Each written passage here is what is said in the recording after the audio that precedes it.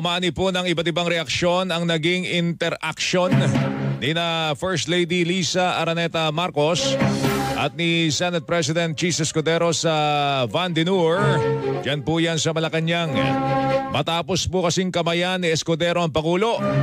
Ayan makikita nyo kung nanonood po kayo ng joke, kinuha ni Ma'am yung Akin na nga yan. Akin na nga yung pinatabi ko sa'yo.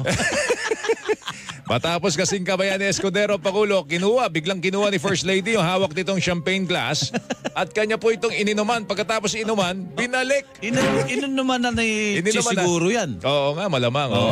Muli itong binalik ng First Lady sa Senador, kinuha ang panibagong baso na inalok po sa kanya. Nung waiter talaga. Yun na ang waiter. Yun ang waiter, hindi po si Chis.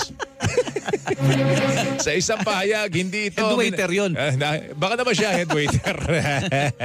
Sa isang pahayag, hindi po ito minasama ni Escudero at anya itinuturing niyang pagiging maginoo.